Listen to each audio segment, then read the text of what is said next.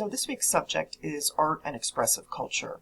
And I'm sure you're all familiar with the category of art, but one of the things we'll talk about is how the way that cultural anthropologists look at art is a bit broader than the way that we would casually think about it. So that is the reason for including this phrase, expressive culture, okay? So we certainly want to include in what we're talking about this week all the things you might think of when you think about art, but some other things as well. So we'll talk about that as we move through the lecture. So let's start with what we mean by expressive culture or art in the context of cultural anthropology. Here's a working definition. So when we're talking about these subjects, what we're talking about is aesthetic expression that goes beyond the purely practical.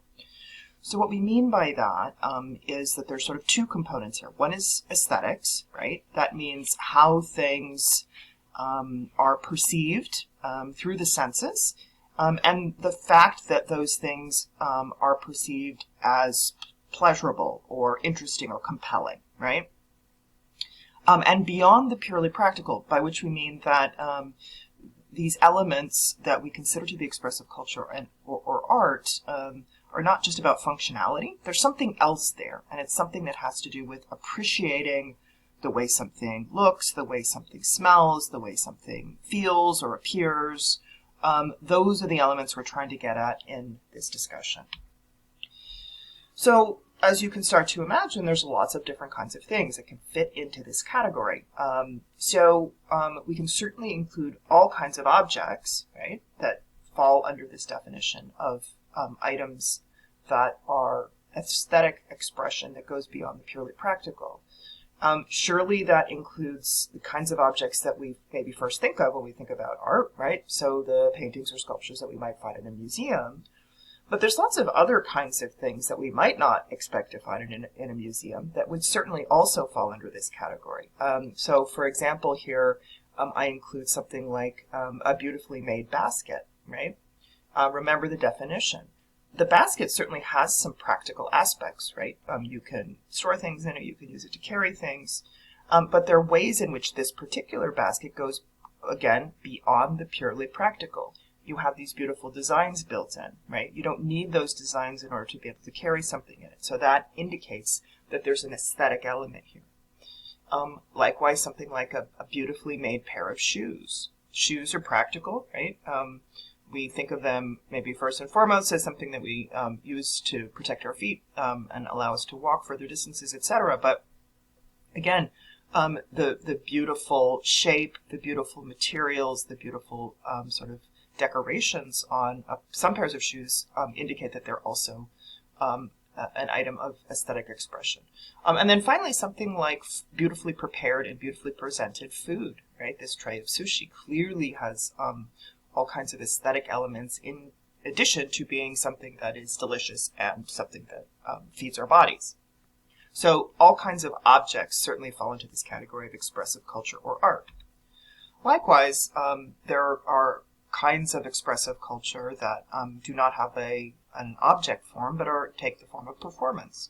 So we can think about music and dance in all its variations the world over as being another place to look. And in fact, one of the things you're going to be looking at this week is an example of music, and particularly music in its social context. So you'll be watching, if you haven't already, the film Yiddish Soul, which is about Yiddish music and Europe. And as you'll see in that film, it's not just about how beautiful this music is, which it is, but also about the role that the music plays in people's lives. So you'll see the people making comments in the film talking about how music is a part of history and people's memory, both of their families and of their communities, and that it is also tied very closely to identity. So again, we're thinking here about both those aesthetic components and how people make use of various art forms as a part of daily life. As a little sidebar here, when you access Yiddish Soul through a D2L, You may find that it just takes you to a clip, which I had it happen one time and then another time it didn't, so I'm not sure if you're all going to see that. If it says this is just a clip, there will be a button there that says Get Full Access. Click on that. It may then take you directly to the complete film, or you may need to enter the name of the university, right? This university, Northeastern Illinois University. Alternatively, you can just go to the library website, go to the databases section, and look up Filmmakers Library Online. That's the database that has this film in it. And then you can just put in Yiddish Soul and you'll find it. Okay, so you should have no trouble seeing the complete film, but if you see that just a clip when you click on it, I wasn't able to somehow get around that. Hopefully it's fixed, but it may not be. So please make sure you watch the whole thing. It's a great film, and it has extraordinary music in it. So, again, one example of expressive culture that you'll be able to watch and listen to this week. Back to the idea that I started with, which is that cultural anthropologists want to extend the notion of what art is quite broadly. So we can start to think of other kinds of both objects and performances that go beyond the purely practical. So one example that I can provide is that in the form of religious practice. The specific example I'm going to give you is that of Haitian voodoo. And this is a syncretic religion. What that means is that it combines religious traditions from different parts of the world. So voodoo, as practiced in Haiti, is a combination of some elements that come from West African religious traditions and some that come from Catholicism. And the way that the religion is practiced includes many expressive elements. So, for example, these are some images of voodoo altars, which are assemblages of various objects and images. They clearly go beyond the purely practical and have all kinds of aesthetic elements. So here is a use of objects that we can certainly consider to be art, embedded in religious practice. Voodoo also includes elements of expressive culture that we can characterize as performance. The priests and priestesses in Haitian voodoo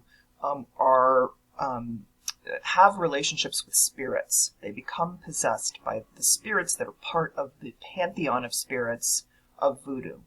One way we can think about that is as a sort of performance. Now, when I say performance, I'm not saying that they are acting or pretending, but what I am saying is that spirit possession looks and feels a lot like other kinds of expressive culture. There are costumes, there's music, etc. These are dramatic, sort of performative kinds of acts. So here, for example, are some participants in Haitian voodoo. This gentleman in the front is possessed by the spirit Ogu, and you can tell that by the particular clothing and accoutrement that he carries with him. Here's another Ogu, right? And again, you see that combination of the sort of performative element of the priest and the incredible assemblage of objects in the altar behind him. Another example, this is a different spirit. This is the spirit Zaka, who appears as a Haitian peasant farmer. So again, the priest who is embodying Zaka, the priest who is embodying Zaka is wearing the sort of clothing and carrying the objects that allude to that spirit's identity and presence. Here is another Zaka. And again, you see all these incredible aesthetic elements. Not only the priest and what he's wearing and how he's presenting himself, but all the sort of ritual objects around him, including mural in the background, right? So clearly, even though, again, we would primarily think of this as an expression of religious belief, it's also very much an example of art or expressive culture. In addition to the film that you're watching this week, you also read an article by Schachter, which is about graffiti in London. And I will say first that I know that this article is a little bit more sort of dense and a little bit maybe harder to read than some of the other things that we're reading this semester. So don't worry too much about understanding every single bit of what he's talking about. But I think the broader point that he's making and the example he's using is really valuable for thinking about art. Because what he is talking about is a couple of things about the sort of graffiti or street art that he studied in London. One is that this kind of public art is a form of communication. It's a form of communication by which artists communicate to one another and communicate to the rest of the community and the world. What Schachter notices is the tremendous change that has taken place over the last 15 to 20 years in the role that communicative art takes. So what he explains is that when he first started doing research on this around 2005, what he found was that graffiti was used as a sort of assertion of community and of resistance to certain kinds of commercialization, right? It was an alternative form of public expression. But when he returned to that same area, again, about, 15 or so years later, what he found is that what used to be considered graffiti and a somewhat sort of challenging, independent kind of art form had become quite commercialized and was now being understood as quote-unquote street art and was therefore quite controlled in certain ways and had become part of, again, a commercialized industry, the tourist industry. So he describes that as a sort of shift from pollution to purity, by which he means something that used to be considered sort of out of bounds, right, or independent from the social system, had become incorporated into the social system, which took some of its power away, right? That the kinds of commentaries that could be made with this sort of art were in fact limited at the point where it was essentially co-opted into this commercial industry. So he's sort of lamenting this shift. So the public imagery is still there, but it's just, again, communicating something different, and it's perhaps less able to communicate some of the messages that it was in the past. Art and expressive culture are also political, as, again, I think the example of graffiti also alludes to. But sometimes it's even more political to the point of being very divisive. So one example I can give you from the sort of 20th century history of politics and art, which you may have encountered if you've ever read anything about this particular case, is a piece of art, a photograph by an artist named Serrano that was first presented in 1987, which he referred to as the Piss Christ. And it's a photograph of a plastic crucifix that he says in the artist's statement is submerged in a container of his own urine. Hence the name, Piss Christ. We know that artists, one of the role of art in society is to challenge people and to challenge the status quo, challenge ideas. And surely that is one of the things that Serrano was trying to do here. However, when this photograph was released, this piece of art was presented, the artist received death threats. He lost grants. There were hearings in Congress about it. The budget of the National Endowment of the Arts was cut in response to it. And it was precisely because this was understood as, to some folks, as a sort of blasphemous piece of art. So again, whether you like or don't like this kind of art, the point here is that art is more than just aesthetic expression. Because it's also a mode of communication, it also ends up in the middle of various kinds of debates and even disputes within the cultural worlds where that art circulates. Another important element for understanding art and again expressive culture more generally, and it's an issue that's especially important in the field of anthropology, is understanding sort of questions of who owns the material culture and expressive culture that comes out of various societies, and what are the ethics of owning and presenting that expressive culture to the rest of the world.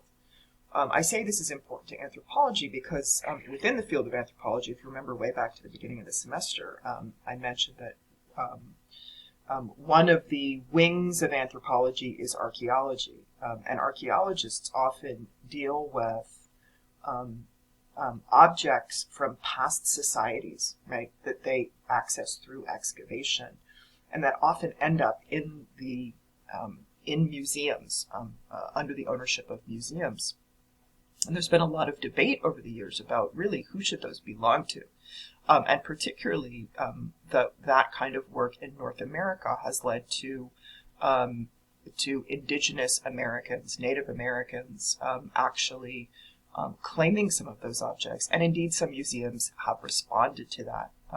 So here you see a couple of images. On the right is, in fact, a museum returning an important object back to the Native American group that it rightfully belongs to. So again, expressive culture is something that we may tend to think of as being about something you sort of present to the public, but the question of whose it is also a very important one. And again, when there are power dynamics involved in terms of who actually is able to claim it, that can become even more complex. So these are just a few thoughts to get you thinking about the importance of objects and performance in cultural context. So please, if you have not already, do make a point of reading the Schachter article and watching the Yiddish Soul film, in addition to continuing with your reading of Labor and Legality. So we'll talk again soon. Bye-bye.